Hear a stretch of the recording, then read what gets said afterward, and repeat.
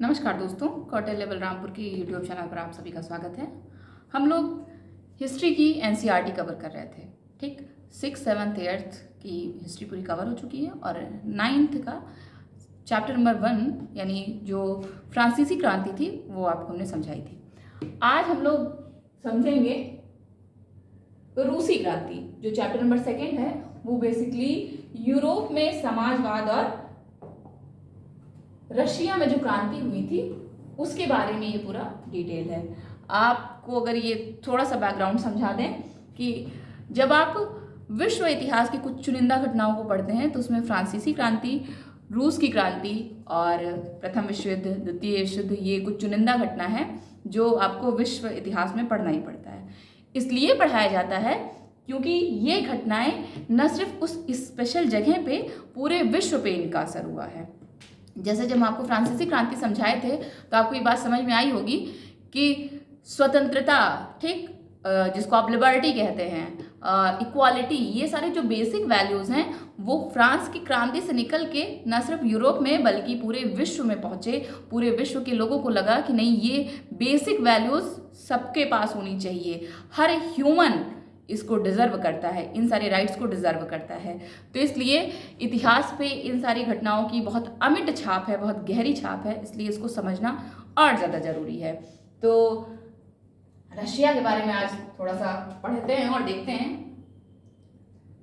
सामाजिक परिवर्तन का युग लिखा हुआ है।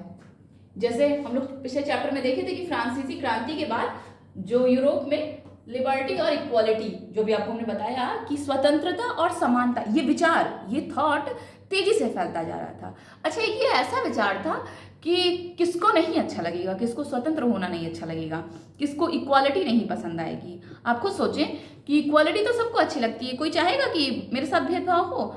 आप किसी भी नॉर्मल पर्सन से पूछें, ठीक, जिससे मन कहे उससे पूछें, सबको ये लगता है कि नहीं, मेरे साथ इक्वल ट्रीटमेंट किया जाए ना। क्योंकि अगर किसी को इग्नोर किया जाता है, जैसे अब वैसे भी समझें, अगर किसी को भी इग्नोर किया था तो उसको बुरा तो लगता ही है। हर कोई व्यक्ति डिस्क्रिमिनेशन नहीं चाहता। तो ये सारे थॉट जो है बहुत तेजी से फैल रहे थे और इन्हीं सारे विचारों के बारे में हम लोग पिछले चैप्टर में पढ़े। और फ्रांसीसी क्रांति का जो प्रभाव हुआ वो सामाजिक संरचना के क्षेत्र में जो आमूल माने होता है बहुत तेजी से परिवर्तन की संभावनाओं का सूत्रपात माने बिगिनिंग कर दिया था कि जितनी चेंजेस होने थे ये सारे की शुरुआत हो गई थी, परिवर्तन की शुरुआत हो गई थी। हम लोग पिछले चैप्टर में पढ़ चुके हैं कि 18वीं सदी से पहले फ्रांस का समाज मोटे तौर पे स्टेट्स और श्रेणियों में बटा हुआ था। जिसको ये बात नहीं समझ आ रही होगी, प्लीज आप पिछला मेरा वीडियो देख लेंगे फ्रांसीसी क्रांति वाला, तो आपको सारी चीजें डिटेलिंग में समझ में आ जाएंगी। समाज की आर्थिक और सामाजिक सत्ता पर कुलीन वर्ग और चर्च का नियंत्रण था, ये बताया आपको। लेकिन क्रांति के बाद इस संरचना को बदलना संभव दिखाई देने लगा। ठीक, क्रांति बदलाव के लिए होता है, ये तय बात है। ठीक, लेकिन ऐसा भी नहीं होता कि क्रांति हो और फट से चीजें बदल जाएं। जैसे 1857 की क्रांति, हम लोग इतिहास में पढ़ते हैं कि 1857 की क्रांति, एक प्रश्न पूछा जाता है क्यों विफल हो गई, या 1857 की क्रांति की असफलता का कारण बताएं। ठीक, ये बहुत मोटे तौर का प्रश्न है। वास्तव में 1857 की क्रांति विफल नहीं हुई थी। क्यों? अगर विफल हुई होती, कम से कम वो ज्वाला जगाने में तो कामयाब रही। उसके बाद अंग्रेजों को एहसास हो गया कि इतना अत्याचार नहीं किया जा सकता है। क्यों विफल हुई भाई? अंग्रेज गए नहीं, लेकिन आप देखें कि 1857 की क्रांति के बाद से ही जो ईस्ट इंडिया कंपनी का शासन था उसको हटा के सीधे हम लोग ब्रिटिश सत्ता के अधीन आ गए। और बड़ी इंटरेस्टिंग सी बात है कि 1857 में क्रांति होती है, 1858 से हम लोग अंग्रेजों के पूरी तरह से गुलाम होते हैं, और उसी के बाद 1859, 1860, 1861 ये लगातार सीपीसी, आईपीसी और सीआरपीसी तुरंत लॉ इनेबल किए जाते हैं कि लोगों को लगे कि नहीं, सब इक्वलिटी से चीज़ें होंगी। अभी कुछ दिन पहले आईपीसी चेंज कर दी गई है, वो बीएनएस भारतीय न्याय संहिता हो गई है। नहीं तो आज तक 1860 वाली ही आईपीसी, जिसको आप इंडियन पिनल कोड बोलते थे, सामान्य बच्चे या सामान्य लोग, जैसे दफा 302, तो वो इसी में लिखा था। ठीक है, सेक्शन 302, ये अभी तक ये लॉ फॉलो हो रहा था। कब का बनाया हुआ है? क्रांति के बाद ही बनाया हुआ है। तो विफल नहीं हुई, कोई भी क्रांति पूरी तरह से विफल होती नहीं है। बस सफल इसलिए नहीं माना गया कि अंग्रेज पूरी तरह से गए नहीं, और बाकी विफल थोड़ा ना हुई थी, कुछ तो प्रभाव हुआ था। सफलता मतलब जो परिवर्तन है उसके आसार तो दिखाई देने लगे थे, ये अपने आप में कम बड़ा अचीवमेंट नहीं था। यूरोप और एशिया सहित दुनिया के बहुत सारे हिस्सों में व्यक्तिगत अधिकारों के स्वरूप और सामाजिक सत्ता पर किसका नियंत्रण हो, जो मेरे पर्सनल राइट्स हैं उस पे किसका नियंत्रण हो, ठीक, सामाजिक सत्ता उस पर किसका नियंत्रण हो, इस पे बहस होने लगी। कितनी बड़ी बात थी। और असर कहाँ आया धीरे धीरे, भारत में भी राजा राम मोहन राय और डेरोजियो ने फ्रांसीसी क्रांति के महत्व का उल्लेख किया, ठीक। और भी बहुत सारे लोग क्रांति पश्चात यूरोप की स्थितियों के बारे में चल रही बहस में कूद पड़े। जितने भी इंटेलेक्चुअल पर्सन थे, ये जब क्रांति हुई तो यूरोप में जो भी बहस हो रही थी सब लोग उसमें आए, सब लोग उसमें सम्मिलित हुए। और आगे चलकर उपनिवेशों में घटी घटनाओं ने भी इन विचारों को एक नया रूप प्रदान करने में योगदान दिया। उपनिवेश का जहां जहां, जैसे हम लोग ब्रिटेन के क्या थे, उपनिवेश थे, भारत जो है ब्रिटेन का उपनिवेश था, जहां जहां कब्जा किया था यूरोपीय देशों ने, ठीक, तो वहां भी ये सारी घटनाओं ने बहुत बड़ा योगदान किया है। लेकिन वही बात, बहुत सीधी सी बात है कि परिवर्तन के पक्ष में सभी नहीं होते हैं, ठीक। आप अपनी नॉर्मल लाइफ में कुछ चीज़ अप्लाई कर लीजिएगा। अगर आप जाने ना कि कोई एक, आप अपने घर में, ठीक है, देश दुनिया को तो बात ही छोड़ दो, घर, ठीक, अगर आप किसी घर के मुखिया के तौर पे काम कर रहे हैं, क्योंकि घर भी संभालना, घर भी चलाना एक बहुत टफ टास्क होता है, और वो भी बहुत तगड़ा मैनेजमेंट होता है उसको भी चलाने में।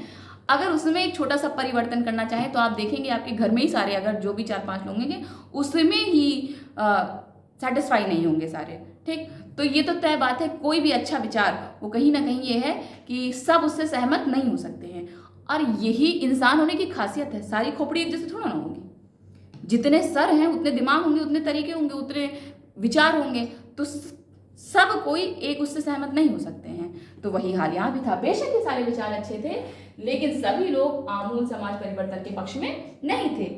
अच्छा, पक्ष में रहेगा भी कौन, आप ये बात समझे, जिसके साथ डिस्क्रिमिनेशन हो रहा है, जिसको राइट्स नहीं मिल रहे हैं, जिनके राइट्स छीन के किसी और को मिल जा रहे हैं, वो पक्ष में होगा।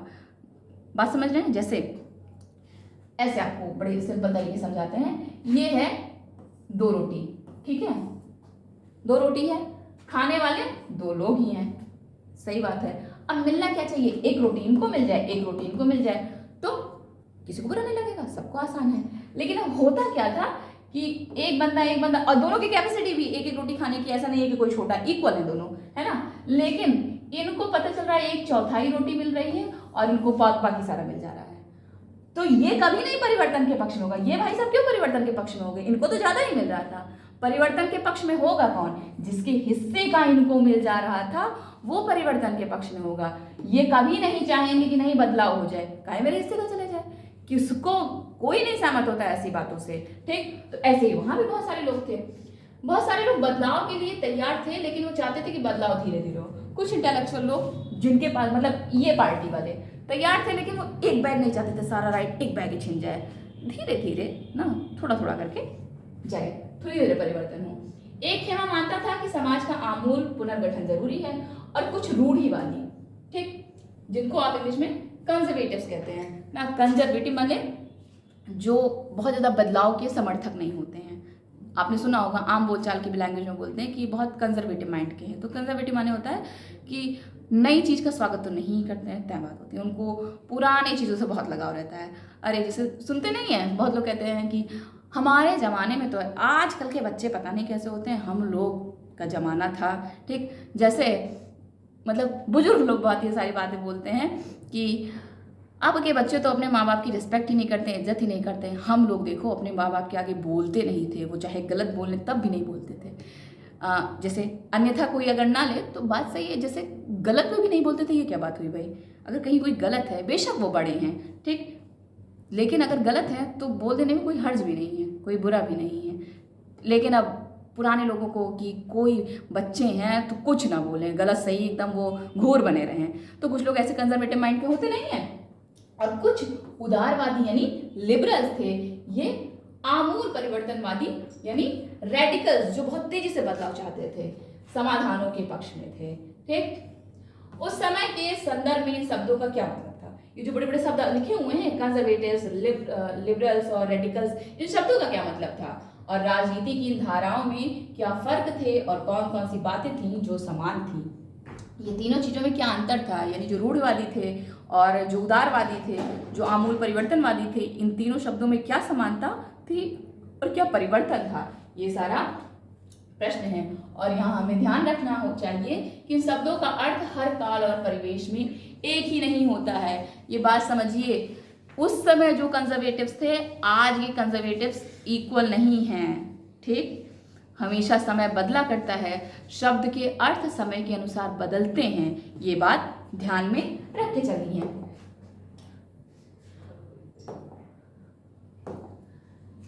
इस चैप्टर में हम लोग क्या करेंगे, 19वीं शताब्दी की कुछ महत्वपूर्ण राजनीतिक परंपराओं का अध्ययन करेंगे और देखेंगे कि उन्होंने परिवर्तन के संदर्भ में क्या असर डाला, क्या मतलब क्या इफेक्ट हुआ। इसके बाद हम एक ऐसी ऐतिहासिक घटना पर अपना ध्यान केंद्रित करेंगे जिसमें समाज के रेडिकल पुनर्गठन का एक गंभीर प्रयास किया गया और रूस में हुई क्रांति के फलस्वरूप समाजवाद 20वीं सदी का स्वरूप तय करने वाले सबसे महत्वपूर्ण और शक्तिशाली विचारों की श्रृंखला का हिस्सा बन गया। वही एक और तबका निकल के आया जो बहुत तेजी से परिवर्तन करना चाहता था और वो विचार कहलाया समाजवाद का विचार कहलाया। ठीक, और रशिया में जो क्रांति हुई वो 20वीं शताब्दी में आप ये मान के चलें कि सबसे ज़्यादा असर उसी क्रांति का हुआ।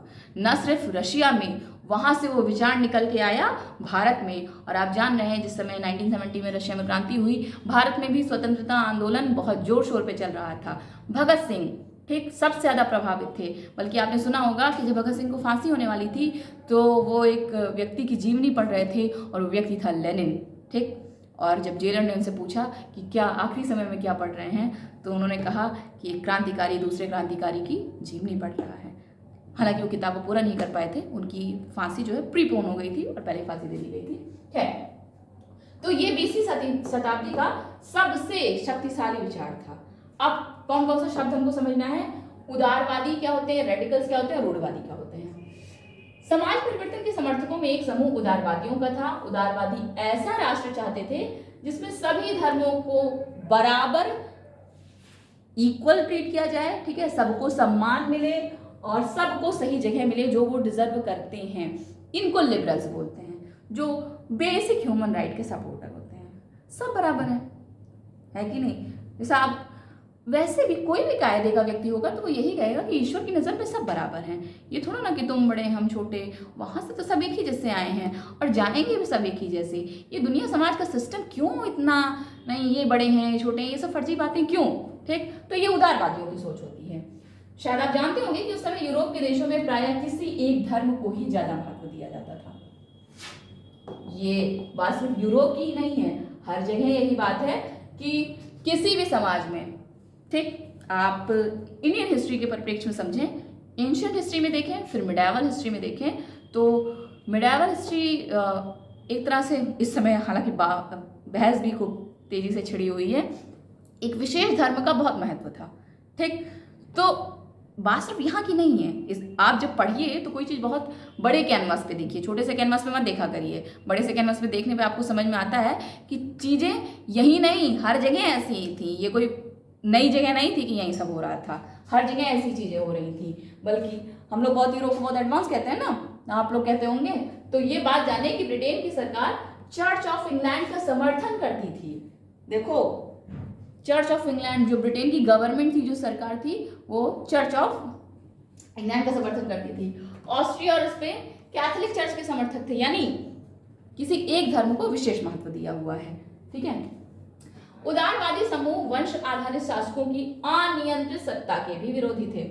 ऑब्वियस सी बात है, उदारवादी होने का मतलब है कि एक तो वंशवादी, भाई राजा का बेटा राजा, इसका घोर विरोधी वैसे भी थे, और दूसरी अनियंत्रित, नियंत्रण नहीं था। ठीक है, वो अपनी मर्जी का निरंकुश होते थे, जो मन में आया वो उल्टे सीधे फरमान जारी कर रहे हैं, जो मन में आया वो नियम लगा रहे हैं, जनता से कोई लेना देना नहीं है, इसके विरोधी थे। कोई भी इसका विरोधी होगा। वे सरकार के समक्ष व्यक्ति मात्र के अधिकारों की रक्षा के पक्षधर थे कि हर व्यक्ति को, जिसको आप आज ह्यूमन राइट्स कहते हैं, हर व्यक्ति के कुछ अपने पर्सनल अधिकार होते हैं। और अच्छा, फिर आप देखें बात, वही अधिकार निकल के फिर आपके कॉन्स्टिट्यूशन में आया है, जिसको आप बोलते हैं पार्ट 3 और आर्टिकल 12 से लेके आर्टिकल 36 तक का, 12 से लेकर 36 तक का आपको मौलिक अधिकार दिया गया, फंडामेंटल राइट। अगर आप बहुत डीप में पढ़ें कॉन्स्टिट्यूशन तो कहीं ना कहीं आपको महसूस होगा कि कितनी नॉर्मल सी राइट्स दी हुई हैं फंडामेंटल राइट में। जैसे article 21 right to life and personal liberty, मतलब दिया हुआ कि जीने का अधिकार है। ऐसा नहीं है कि अब संविधान राइट देगा तब हमको जीने का अधिकार है, जीने का अधिकार हमेशा से था।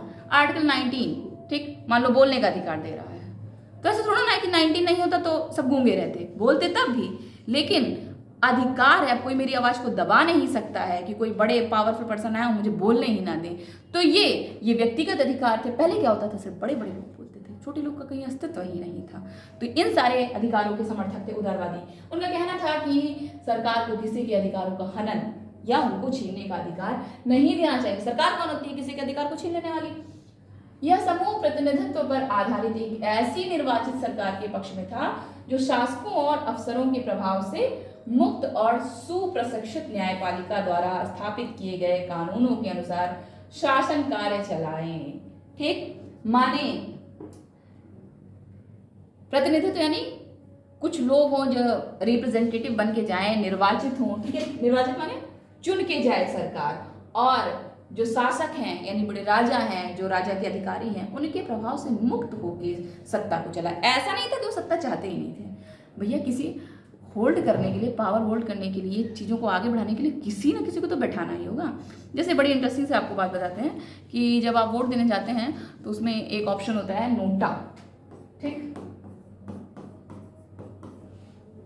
नन ऑफ द अबव, कोई पार्टी का आप नहीं पसंद कर रहे हैं, ठीक है, जितनी भी देश में पार्टियां किसी को नहीं पसंद कर रहे हैं, लेकिन ये मेरी पर्सनल ओपिनियन में सबसे खराब चीज़ है, क्योंकि किसी भी देश को चलाने, जैसे मान लीजिए, हालांकि नोटा इंट्रोड्यूस करने का मुझे तो बिल्कुल मतलब नहीं समझ में आता है, क्योंकि आप क्या ये बात जानते हैं कि अगर देश के सारे व्यक्ति, मान लो वोट हो रहा है, कोई इलेक्शन हो रहा हो, वोटिंग हो रही है, सब नोटा दबा दें, तभी नोटा का वोटिंग परसेंटेज नहीं देखा जाएगा, उसके बाद जो सबसे हाईएस्ट उस पर होगा उसको बना लिया जाएगा सरकार। ठीक है, बात समझ रहे हैं? तो कहने का मतलब है कि अब पहली बात तो ये हो ही क्यों ना, सब यही चुन ले रहे हैं कि हम सरकार ही नहीं चाहते हैं। अरे तो जंगल राज थोड़ा ना है, कैसे देश कैसे चलेगा? कुछ ना कुछ तो सरकार चाहिए। इसलिए आप अगर देखते हैं कि कहीं भी मिलिट्री कू होता है, ठीक है, कहीं भी क्रांति होती है, जैसे भी रिसेंटली बांग्लादेश में हुई, रिसेंटली सीरिया में हुई, ठीक है, हटा दिया गया वहाँ के लोगों को, शेख हसीना भाग के आके भारत में ही समर्थन, मतलब भारत में ही शरण ली, तो क्या बांग्लादेश में गवर्नमेंट रन नहीं कर रही है? कुछ ना कुछ तो सिस्टम होगा चलने के लिए। ये तो हो ही नहीं सकता ना कि कुछ रहे ही ना, कुछ चले ही ना। तो ये नन ऑफ दीज वाला, मतलब नन ऑफ द अबव वाला ऑप्शन मुझे नहीं समझ में आता है कि बस ये रहे कि जो शासन करे ढंग से करे। उदारवादी यही मानते, उदारवादी ये नहीं मानते कि सरकार चले ही ना, सब फर्जी चीज नहीं। पर ये समूह लोकतंत्रवादी या डेमोक्रेट नहीं था, ठीक, डेमोक्रेटिक नहीं थे ये लोग, लोकतांत्रिक नहीं थे ये लोग, सार्वभौमिक वयस्क मताधिकार यानी सभी नागरिकों को वोट देने के अधिकार देने के पक्ष में नहीं थे। उनका मानना था कि वोट का अधिकार केवल संपत्तिधारियों को ही होना चाहिए। देखो, डेमोक्रेटिक का ये मतलब होता है कि जनता चुन के अपनी सरकार भेजे, और चुन के अपनी सरकार का भेजने का मतलब है कि जनता को चुनने का तो अधिकार दो भाई, उसके पास चुनने का अधिकार ही नहीं होगा तो सरकार कौन सी भेजेगी? अब ये लोग ऊपर से तो बढ़िया सारी बातें थी, लेकिन नीचे से एक बात खराब कह दी इन लोगों ने कि वोटिंग राइट सिर्फ उनको होना चाहिए जिनके पास प्रॉपर्टी है, और जिनके पास प्रॉपर्टी नहीं है, जो गरीब है, वो क्या करें?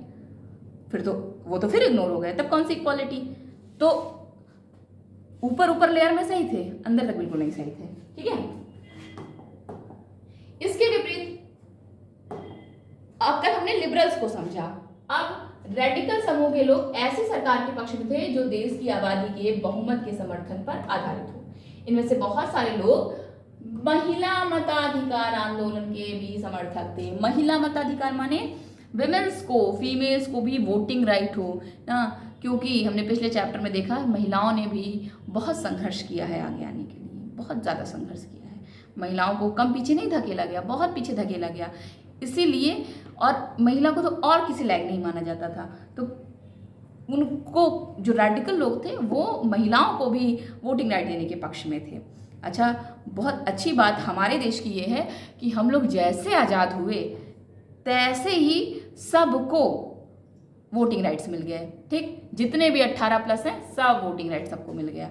कहने का मतलब चाहे महिला हो चाहे पुरुष हो, किसी भी जाति का हो, किसी भी धर्म का हो, कोई नहीं फर्क पड़ता है, हर एक वोट मैटर करता था सरकार के लिए। बहुत अच्छी बात थी, क्योंकि अमेरिका जब आज़ाद हुआ तो महिलाओं को बहुत अमेरिका जब आज़ाद हुआ तो आपको एक बात बताएं, वो सिर्फ श्वेत लोगों का देश बना, ठीक है, उसमें अश्वेतों को नहीं मुक्त कराया गया, वो अभी भी गुलाम थे, उसमें दासों को मुक्ति नहीं मिली, उसमें महिलाओं को मुक्ति नहीं मिली। इन सभी को और लंबा संघर्ष करना था आगे आने के लिए। और इसी बात पे आप मुझे कमेंट बॉक्स में एक चीज़ का आंसर दें कि अमेरिका में विमेंस को वोटिंग राइट कब मिला।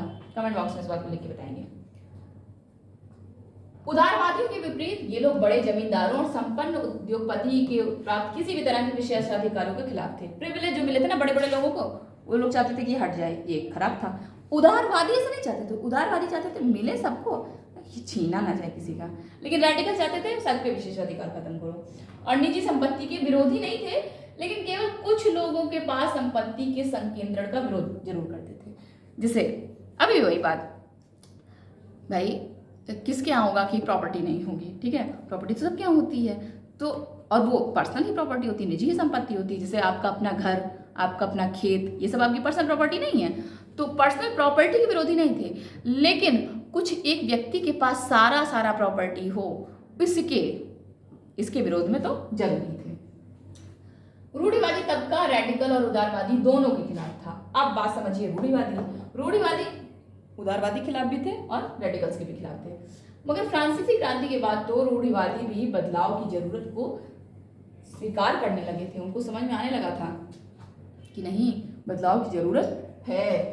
और पुराने समय में यानी 18वीं शताब्दी में रूढ़िवादी आमतौर पर परिवर्तन के विचारों का विरोध करते थे, पर 19वीं सदी आते आते वे भी मानने लगे थे कि कुछ परिवर्तन आवश्यक हो गया है। ठीक, धीरे धीरे उनको भी समझ में आया कि चेंजेस तो चाहिए ही चाहिए, परंतु वो चाहते थे कि अतीत का सम्मान किया जाए, अर्थात अतीत को पूरी तरह ठुकराया न जाए और बदलाव की प्रक्रिया धीमी हो। ठीक, ये आप रूढ़िवादी के बारे में समझ सकते हैं, बड़ा बढ़िया से समझाया है कि अतीत को बिल्कुल पूरी तरह से इग्नोर ना किया जाए, उसका सम्मान करते हुए आगे बढ़ें। ठीक,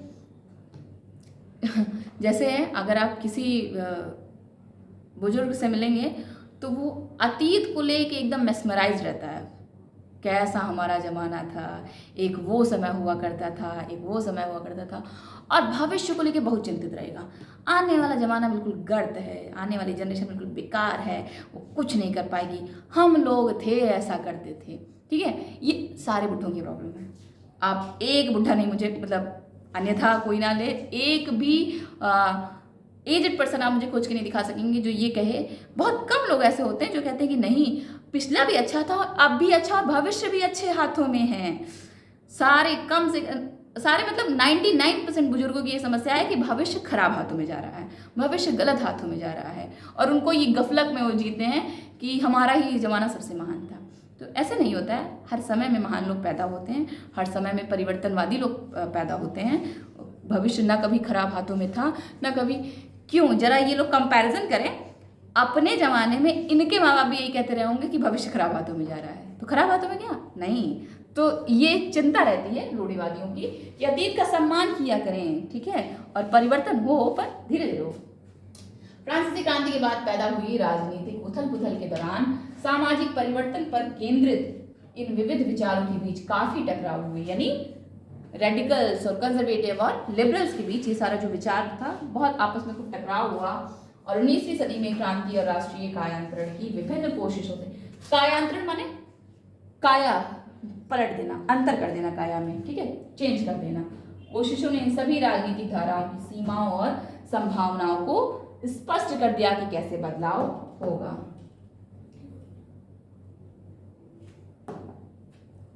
आपको शब्द बता ही दिया था कि मताधिकार माने मत देने का अधिकार, वोट देने का अधिकार, वोटिंग राइट इंग्लिश में आप कह सकते हैं।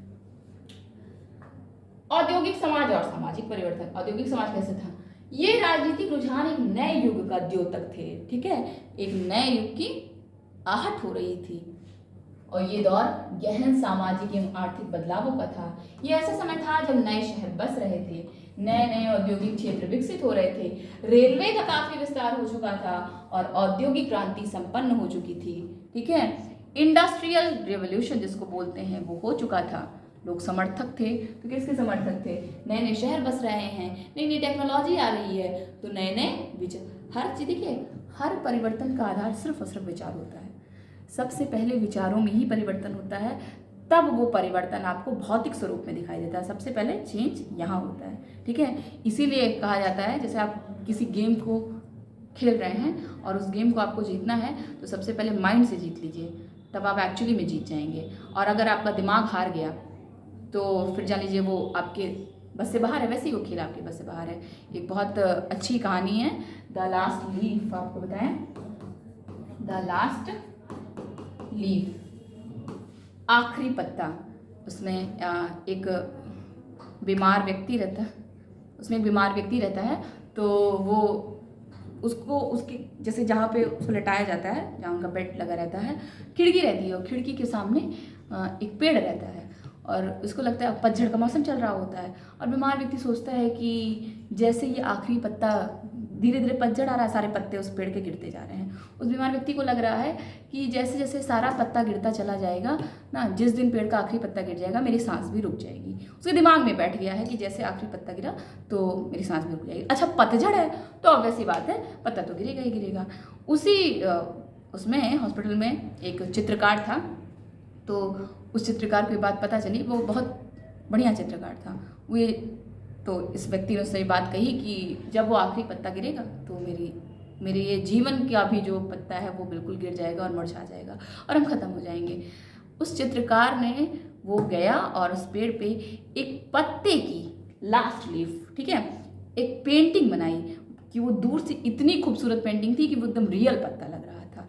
अब अगले दिन ये व्यक्ति जब उठा, वो खिड़की के बाहर देखा कि एक पत्ता तो बचा हुआ है, वो अभी भी उतना ही हरा भरा है। वास्तव में रियल पत्ता नहीं था, वो था बनाई हुई पेंटिंग थी, लेकिन इसको लगा ये तो गिर नहीं रहा है। अगले दिन फिर उठा, ठीक, उसको लगा पत्ता तो गिर ही नहीं रहा है। धीरे धीरे यानी गिर नहीं रहा, यानी रिकवरी हो रही है, यानी रिकवरी के चांसेस हैं, ठीक।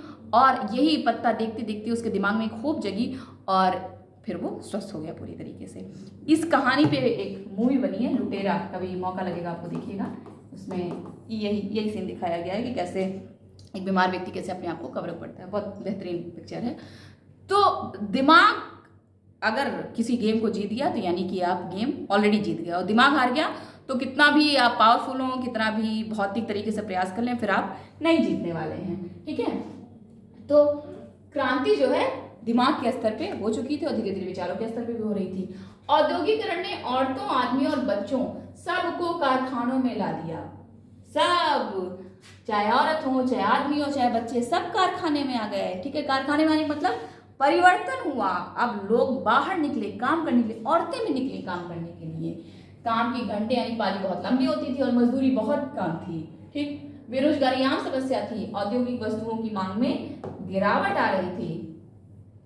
ये देखिए,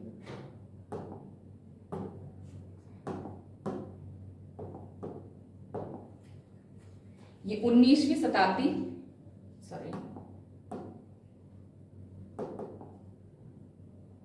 ये चित्र आपके सामने दिख रहा होगा। ये 19वीं शताब्दी के मध्य में लंदन की गरीबों की दशा उसी समय की एक व्यक्ति की दृष्टि से एक व्यक्ति ने देखिए वर्णन किया है। और ये Henry menu London labour and London poor 1861 की तस्वीर है कि किस तरह से देख रहे हैं कैसे लोग बैठे हुए हैं, कैसे एक महिला खड़ी हुई है और ये कुछ बट रहा है ड्रिंक जैसा, कैसे मतलब हाहाकार जैसा मचा हुआ है। तस्वीर देख के आपको समझ में आ रहा होगा। जैसे होता क्या कि जैसे औद्योगिक वस्तुओं की मांग में गिरावट आती तो बेरोजगारी और बढ़ जाती थी, ठीक। शहर तेजी से बसते और फैलते जा रहे थे, इसलिए आवास और साफ सफाई का काम भी मुश्किल होता जा रहा था। उदारवादी और रेडिकल दोनों ही इन समस्याओं के हल खोजने का प्रयास कर रहे थे। यहाँ तक आपने समझा, और इसके आगे का चैप्टर हम लोग नेक्स्ट वीडियो में डिस्कस करेंगे। और अगर आप हमारे चैनल पर नए हैं तो चैनल को सब्सक्राइब ज़रूर कर लें, और अगर आपको वीडियो अच्छा लगता है तो कमेंट बॉक्स में प्लीज़ ज़रूर कुछ लिखें, क्योंकि आपके कमेंट्स मोटिवेशन का काम करते हैं। और अगर कोई कमी हो तो सुझाव आमंत्रित है। Thank you so much.